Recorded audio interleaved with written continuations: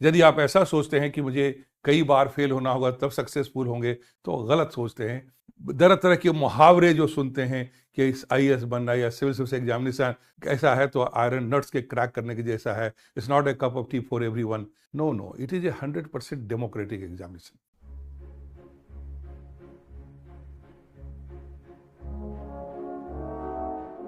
आज का पर्टिकुलर जो ये प्रोग्राम जो मैं बना रहा हूं आपके लिए, ये आप सबों के लिए है जो आप अभी सोच रहे हैं कि प्रिपरेशन को कैसे सिस्टमैटिक बनाया जाए, सिविल सर्विस एग्जामिनेशन के लिए कहां से शुरू करें, क्या करना चाहिए कि बरसों की जो कोशिश है, टेंशन स्ट्रेस वो कम हो जाए और कम से कम समय में हम अपनी मंजिल को प्राप्त कर सकें। ये तभी संभव होगा जब आप स्टार्टिंग सही करेंगे। It is old saying, well begun is half done. यदि आपने स्टार्टिंग ही गलत कर दिया या डायरेक्शन सही नहीं है तो गिरते पड़ते चलते सबके पास एक लंबे समय का दरमियान यूपीएससी ने दे रखा है, अटेम्प्ट भी काफी हैं, फिर बरसों का चक्कर लग जाएगा और के साथ पंचवर्षीय योजना नंबर 1, 2, 3 में आप फंस सकते हैं। लेकिन एक सिस्टमैटिक प्रिपरेशन, सही तरीके से कोशिश आपको पहले दूसरे अटेम्प्ट में टॉप रैंक बना के आईएएस बना सकता है। अभी भी जब आप रिजल्ट देखें तो मेजर परसेंटेज ऑफ स्टूडेंट्स जो सेलेक्ट होते हैं हर साल यूपीएससी द्वारा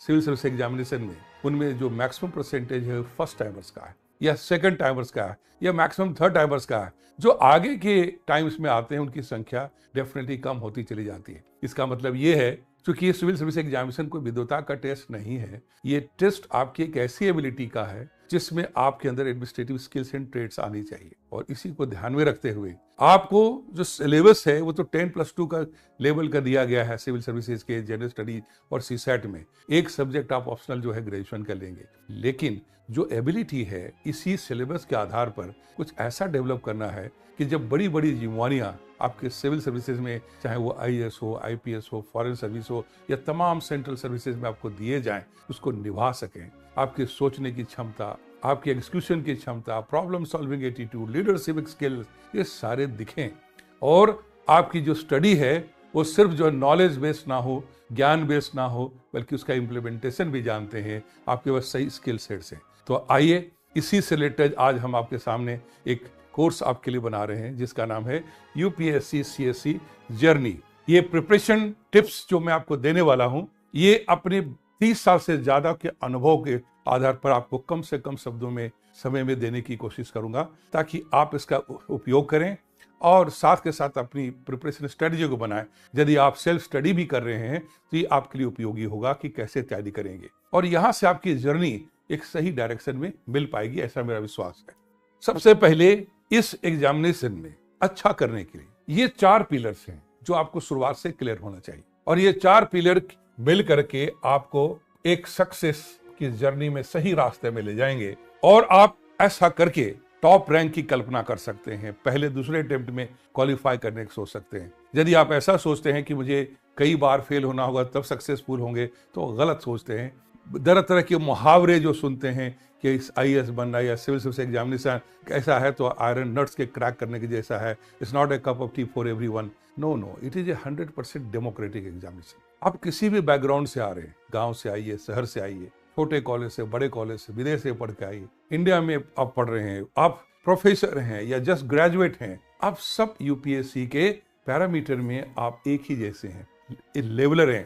UPSC is a great leveller, आप सबको एक ही लेवल पे लिया करके टेस्ट करती है। ऐसा नहीं कि आप लेक्चरर हैं और आपका स्टूडेंट ग्रेजुएशन कर रहा है तो आप सिलेक्शन हो जाएगा और आपका स्टूडेंट का नहीं होगा। इंटरेस्टिंग है, हो सकता है उसका सिलेक्शन हो जाए और आप लेक्चरर हैं, सब्जेक्ट के विद्वान हैं, पीएचडी आपका ना हो। तो इसलिए इस बात को समझना है कि क्या चाहिए इस एग्जामिनेशन में। It is just not reading. आप यहाँ सामने देखिए, ये 4 पिलर्स हैं जो आपको इधर के लेके जाएंगे। पहला है माइंडसेट, आपका क्या है सिविल सर्विसेज के बारे में, आप किस माइंडसेट के साथ इस एग्जाम को अटेम्प्ट करने जा रहे हैं, या टोटल प्रोसेस ऑफ प्रिपरेशन में आपका माइंडसेट क्या होगा। इस माइंडसेट की विशेष चर्चा हम अभी आगे के स्लाइड्स में करेंगे। फिलहाल इतना जानना जरूरी है कि इंसान कुछ भी अपने जीवन में पाता है या खोता है तो अपने माइंडसेट के कारण ही है, and that is mindset is sum total of your pattern of thinking, your belief, your attitude, your complete action plan, habits, ये सब मिलके एक माइंडसेट क्रिएट करता है कि किसी भी चीज के बारे में आपकी धारणा क्या है, परसेप्शन क्या है, आपकी पैराडाइम क्या है, ये सब मिलकर के आपका एक माइंडसेट क्रिएट करता है। दूसरी इंपॉर्टेंट चीज है कि आप अपने टाइम का मैनेजमेंट कितना अच्छा कर रहे हैं, टाइम मैनेजमेंट, क्योंकि आपके पास एक करिकुलम है।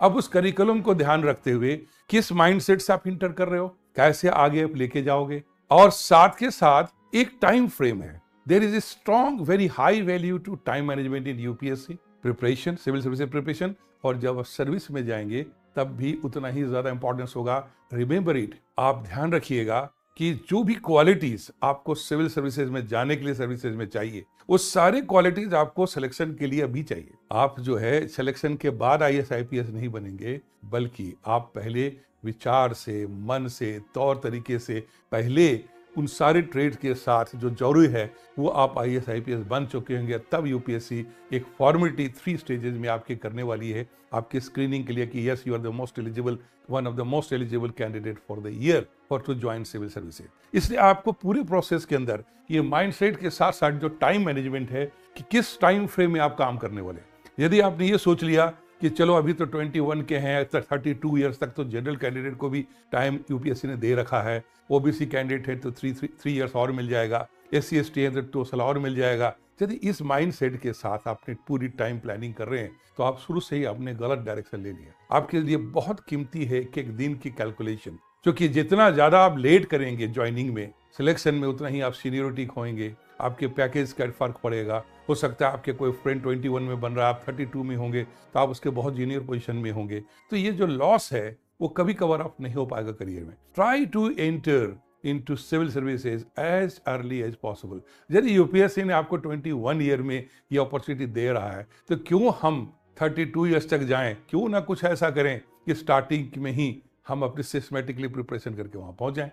तो इसीलिए जो दूसरा इंपॉर्टेंट पिलर होगा कि how meticulous good you are in time management, effective study technique. पढ़ते तो सब लोग हैं, बहुत मेहनत करते हैं। मेरा long experience more than 3 decades का कहता है कि यूपीएससी में सिविल सर्विस एग्जामिनेशन में मैक्सिमम जो अच्छे कैंडिडेट हैं वो ज्यादा पढ़ करके फेल हो जाते हैं, मिस कर जाते हैं। इसमें ये पढ़ाकू होना, बुक ऑम होना, ये कोई क्वालिटी नहीं है। आप कितनी स्मार्ट स्टडी करेंगे, कितनी सेलेक्टिव स्टडी करके अपनी क्वालिटी को डेवलप करेंगे, उससे आपका सिलेक्शन होना है। नहीं ऐसा होता तो क्या होता कि आप जो कैंडिडेट लगातार 4 अटेम्प्ट, 5 अटेम्प्ट, 6 अटेम्प्ट दे रहा है तो उसका तो श्योरिटी होनी चाहिए, उसका तो सिलेक्शन हो ही जाना चाहिए, क्योंकि उसने तो 6 साल पढ़ाई की है, 10 साल पढ़ाई की, तो कुछ ज्यादा पढ़ लिया है तो सबसे आगे होना चाहिए। बट आपने ऐसे भी सुना होगा और सुनेंगे कि पिछले साल किसी कैंडिडेट ने पढ़ाई कम की, कम किताबें पढ़ी, सिर्फ कॉमन सेंस से काम लिया तो उसको ज्यादा नंबर आया, और इस बार ज्यादा किताबें पढ़ ली और ज्यादा बुकेस हो गया तो उसके नंबर कम हो गए। तो इससे कोई क्राइटेरिया नहीं है कि कई साल लगाएंगे, मेहनत करेंगे, then you will be more sure to get success. कई बार स्टूडेंट्स को पूछता हूं मैं कि भी कब आप एग्जाम देने वाला, कहते हैं सर अभी तो जम के तैयारी करना है। तो मैं पूछता हूँ जम करने से क्या मतलब है, कोई गोंद वगैरह लगा के चिपकने वाले हो तुम कि क्या करने वाले? You should move fast. ऐसी कोई धारणा लेके मत आओ कि आईएएस का एग्जाम देना है, सिविल सर्विसेज देना है तो मुझे कोई रिसर्च करना है और तभी हम देने वाले हैं। नो नो नो, और must value your time, you must be very very conservative your time कि मुझे अपने इतने समय लगाना है, इतने समय में अपनी करियर प्राप्त करना है, क्योंकि इसमें रिसोर्सेज का लॉस है, आपका टाइम का लॉस है, आपका मेंटल बैलेंस बिगड़ सकता है यदि बहुत लंबे समय तक काम रख करते। तो why not to make smart preparation in the lowest possible time and achieve it. इसलिए स्टडी का जो टेक्निक है वो आपके लिए third and very important pillar है, जो मोस्टली कैंडिडेट मिस कर जाते हैं पूरी तरह के दौरान में, वो है कि अपनी हेल्थ बिगाड़ लिया, एनर्जी मैनेजमेंट पे ध्यान नहीं देते। जो इंपॉर्टेंट चीज है कि जिस तरह से टाइम मैनेजमेंट इंपॉर्टेंट है उसी तरह से आपके लिए एनर्जी मैनेजमेंट भी important. In other words you have to make a balance between your study and health, क्योंकि यदि अच्छे हेल्थ मेंटेन करेंगे, गुड हेल्थ मेंटेन करेंगे, as it is old saying, क्या कहते हैं कि healthy mind lives in healthy body.